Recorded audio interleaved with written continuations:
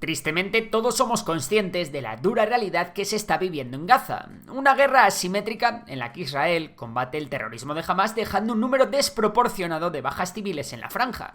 El conflicto en Palestina ha polarizado a todo el mundo, y cada vez son más las personas que denuncian el incumplimiento del derecho internacional por parte de Israel. Pero hoy en Memoria este pez nos vamos a hablar sobre Gaza. Hoy vamos a hablaros de otro lugar de Palestina donde se está incumpliendo el derecho internacional de forma silenciosa, y del que se está hablando mucho menos. Hoy hablamos de Cisjordania. Cisjordania es la otra región de Palestina, que se encuentra en el lado oriental de la partición palestino-israelí. A diferencia de Gaza, Cisjordania mantiene su propio gobierno democrático bajo la Autoridad Nacional Palestina. Y también, a diferencia de Gaza, parte de las fronteras cisjordanas permanecen ocupadas desde el año 2000 por el Estado israelí. Resulta que Cisjordania es un territorio extremadamente importante para Israel, y parte de Jerusalén, lo que se llama Jerusalén Este, se encuentra inscrito dentro de sus fronteras. Como ya sabéis, si habéis visto el vídeo de la Guerra de los 6 días, en 1967 Israel ocupó Gaza, Jerusalén Este, Cisjordania, el Sinaí y los Altos del Golán. La mayoría de estos territorios permanecieron ocupados hasta mucho tiempo después, a excepción del Sinaí, que fue devuelto a Egipto en el año 1978. No obstante, con la zona de Jerusalén Este la cosa fue muy diferente. Inmediatamente después de su conquista, Israel anexionó una gran parte de terrenos cisjordanos al término municipal de Jerusalén. Esta anexión dejó fuera grandes núcleos de población palestinos para así poder absorber el máximo territorio posible sin incluir población extranjera. Israel inició así la anexión de Jerusalén y sentó un precedente que no se olvidaría en la Cisjordania de los años siguientes. Con Palestina ocupada, Israel comenzó a establecer zonas militares cerradas en Cisjordania, que actuaban de colchón entre las áreas fronterizas israelíes y las áreas palestinas ocupadas. Pero esto no se quedó ahí. Las autoridades israelíes también comenzaron a formar pequeños asentamientos en la región, expropiando los terrenos palestinos para usos supuestamente militares. Spoiler, no fueron solo militares.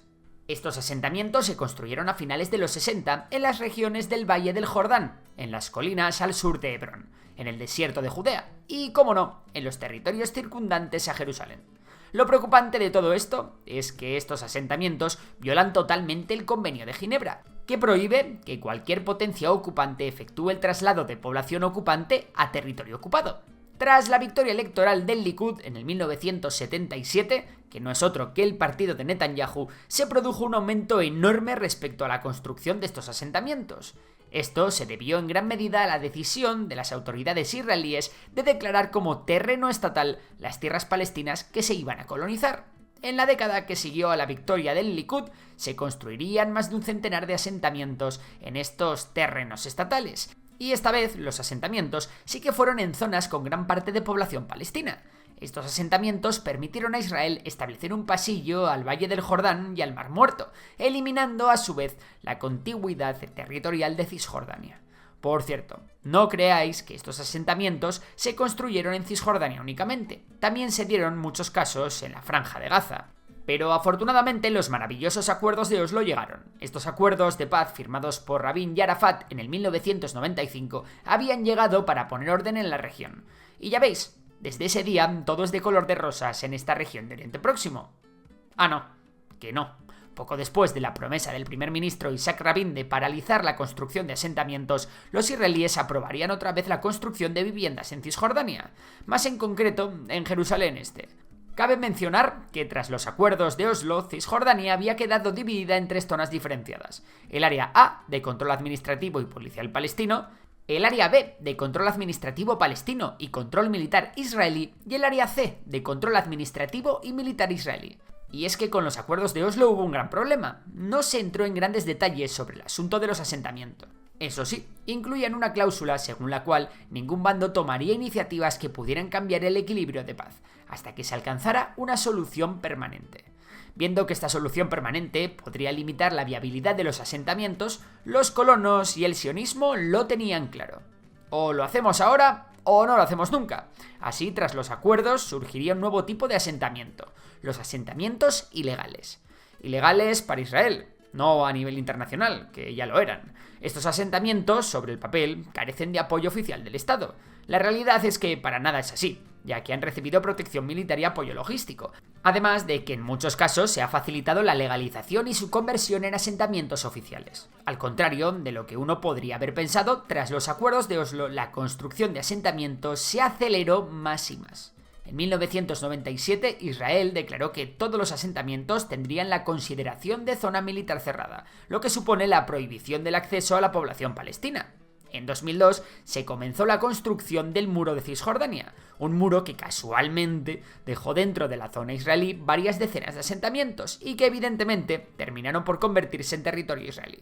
Con la retirada unilateral de la Franja de Gaza en el año 2005, el gobierno israelí tuvo que hacer frente al fantasma que se había creado con los asentamientos.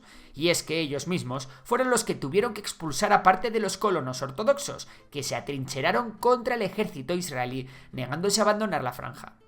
A partir del siglo XXI, la cosa cogería una velocidad vertiginosa. Recordad que a nivel internacional nadie reconoce estos asentamientos como oficiales, ni los unos ni los otros. Remarcamos también que Israel es firmante de los convenios de Ginebra. Así, en Israel, los distintos gobiernos, independientemente de su orientación política, fueron aprobando la construcción de nuevas unidades de vivienda. En caso de que los asentamientos fueran ilegales, la idea siempre era optar por una política de hacer la vista gorda. El argumento para oficializar los asentamientos ilegales siempre es el mismo. Por motivos de seguridad, se crean zonas militares cerradas. Los asentamientos, que décadas atrás eran caravanas o casas prefabricadas, se parecen cada vez más a ciudades con bloques de apartamentos. En diciembre de 2016, el Consejo de Seguridad de las Naciones Unidas aprobó una resolución que reitera la condena de los asentamientos israelíes como una violación absoluta del derecho internacional. La respuesta de Israel: construir más asentamientos y facilitar legislativamente su oficialización. Con el cambio a la administración Biden en la Casa Blanca, la carrera por la colonización se aceleró muchísimo debido al miedo de Israel a que la política exterior del tío Sam se endureciera con Israel por la construcción de asentamientos. Así se aprobaron 800 nuevas viviendas en varios asentamientos ilegales. La ONU, la Unión Europea y Reino Unido condenaron este movimiento, que también condenó parte de la oposición al gobierno israelí de Netanyahu. La comunidad internacional reiteró a Israel que los asentamientos son uno de los principales obstáculos para lograr la solución de los dos estados y lograr la paz en Oriente Medio. La respuesta de Israel: construir aún más asentamientos. A finales del año 2021 se aprobó la colonización de Hebrón. Para mayo del año 2023, en Cisjordania, 500.000 de colonos viven en más de un centenar de asentamientos oficiales y otro centenar de asentamientos ilegales. La situación de los palestinos de Cisjordania, a pesar de no ser como la de Gaza, tampoco es muy buena. Los asentamientos limitan el desarrollo económico y afectan al acceso de recursos esenciales a los palestinos. Muchas veces la expansión de los asentamientos a menudo implica el desplazamiento y la confiscación de tierras.